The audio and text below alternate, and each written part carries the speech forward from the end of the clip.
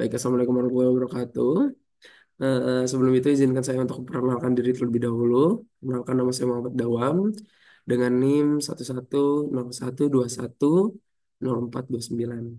Pada kesempatan kali ini saya akan mempresentasikan hasil eh, pencarian jurnal saya yang mana judulnya yaitu Routing Technique with Cross-Layer Approach in Ad Hoc Network. Oke, selanjutnya sini ada latar belakang masalah. Yang pertama, mobile mobile ad hoc network atau MANET terdiri dari sekelompok node mobile yang dimana semua komunikasi dilakukan melalui koneksi nirkabel. Terus yang kedua, manfaat dari penggunaan MANET. Nah, di sini ada tiga manfaat yang bisa diangkat. Yang pertama untuk manajemen bencana, misi pertahanan, serta pertemuan darurat. Selanjutnya, MANET sendiri dapat digunakan untuk memperluas cakupan kapasitas jaringan seperti GSM, UMTS, dan Wi-Fi. Selanjutnya ada protokol yang digunakan dalam Manet, yaitu ada topologi dinamis, kapasitas network yang bervariasi, terus kendala bandwidth, serta node dengan constraint energi dan komunikasi multi hop. Dan yang terakhir, semua karakteristik ini secara serius tentang desain lapisan OSI yang dicirikan oleh modularitas sehingga memungkinkan menciptakan metodologi baru yang disebut dengan cross layer. Baik, di sini ada desain dari cross layer untuk wireless ad hoc networknya. Yang pertama ada physical layer, yang mana pada physical layer terdapat tiga poin utama, yaitu routing berdasarkan lapisan informasi fisik, bertujuan untuk mendeteksi status tautan fisik menggunakan beberapa parameter fisik. Yang kedua, kita nantinya akan menggunakan MAODV, yaitu Modified AODV, yang diperkenalkan oleh eh, G. Ferrari. Terus yang terakhir, MAODV adalah protokol yang berasal dari atau perkembangan protokol yang didasari oleh si AODV. Protokol ini mempertimbangkan karakteristik teori fisik dengan jaringan nirkabel untuk mengoptimalkan transmisi di dalam lingkungan tersebut. MAODV sendiri didasarkan pada metrik baru yang disebut dengan bit error rate atau BR dalam proses pembangunan rutenya. Selanjutnya ada network layer-nya. Untuk di network layer ada dua topik utama atau dua bahasan utama. Yang pertama jadi topologi kontrol yang dimana di sana terdapat domain penelitian terbaru yang memungkinkan untuk mempertahankan topologi yang tepat dengan mendeteksi tautan yang akan disertakan dalam jalur jaringan tersebut. Dan yang kedua, eh, tujuan tersebut dirancangkan untuk mengurangi interferensi, mengurangi konsumsi energi, serta meningkatkan kapasitas pada jaringan tersebut. Dan yang terakhir, desain untuk cross layer ada MAC layer. Di sana pada MAC layer terdapat dua bahasan yang mana MAC layer bertugas untuk mengirimkan informasi menggunakan tautan dengan kualitas tinggi dan daya terima yang kuat. Dan yang kedua untuk mentransmisikan data dengan tingkat lebih tinggi. Baik, selanjutnya ada metode AODV atau singkatan dari Ad Hoc On Demand Distance Vector menggunakan desain cross layer. Yang pertamanya dalam jurnal yang saya baca ini, penulis tersebut mencoba untuk meningkatkan kinerja wireless network dengan berbagai informasi kekuatan sinyal yang terima antar lapisan fisik serta lapisan routingnya. Terus yang kedua, penulis jurnal ini juga mencoba eh, mencoba berbagai macam kekuatan sinyal yang terima antara physical layer dan network layer untuk meningkatkan kinerja protokol AODV.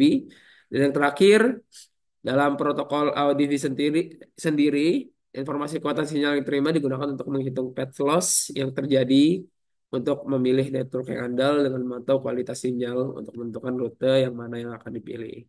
Jadi, routing pada AODV ini dia mempertimbangkan paket mana yang memiliki sinyal yang bagus dan apabila sinyalnya kurang bagus maka dia lebih memprioritaskan paket yang memiliki sinyal yang lebih bagus. Sini kita masuk ke percobaannya, yang mana pada jurnal yang saya baca di sini terdapat dua cara percobaan untuk mengetes eh, routing pada magnet tersebut. Yang pertama menggunakan atau pada free space propagation. Sudah ada 3 poin utama. Yang pertama menggunakan model ideal yang diasumsikan memiliki jalur langsung yang terlihat atau visible path. Terus yang kedua, evaluasi kekuatan sinyal yang diterima, yang mana didasarkan pada jarak antar sumber dan tujuan, serta karakteristik transmisi gelombang elektromagnetik dalam hampa udara. Dan yang ketiga, atau yang terakhir, tidak mempertimbangkan adanya penghalang atau gangguan di sepanjang jalur transmisi tersebut. Untuk percobaan yang kedua dilakukan pada shadowing model. Pada shadowing model juga terdapat 3 poin utama. Yang pertama, memperhitungkan adanya banyak jalur atau lintasan yang mungkin dilewati oleh sinyal. Dan yang kedua, mungkin kan adanya interferensi sinyal. Dan yang ketiga, evaluasi kekuatan sinyal diterima atau tidaknya. Hanya bergantung pada jarak antar sumber dan tujuan. Selain itu juga, shadowing model mempertimbangkan efek bayangan yang disebabkan oleh objek-objek di sekitarnya. Untuk hasil dan analisa yang didapat dari jurnal yang saya baca, di sana ada 4 hasil, yang dimana 2 hasil dari free space propagation dan 2 hasilnya lagi terdapat dari atau didapatkan dari shadowing modelnya. Untuk hasil yang pertama ada percobaan AODV di free space, yang mana terdapat paket loss sebesar 20,6%.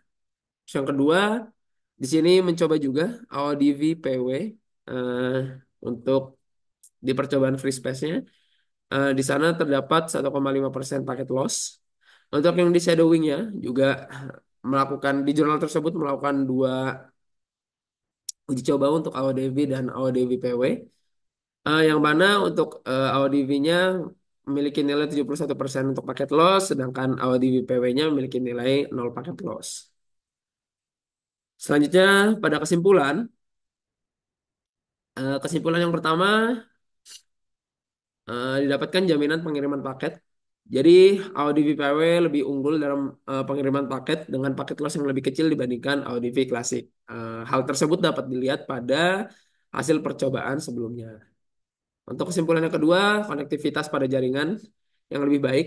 Jadi Audi VPW lebih stabil pengirimannya dibandingkan dengan Audi V yang biasa atau yang klasik, dikarenakan Audi VPW memfokuskan untuk memprioritaskan paket yang lebih efisien.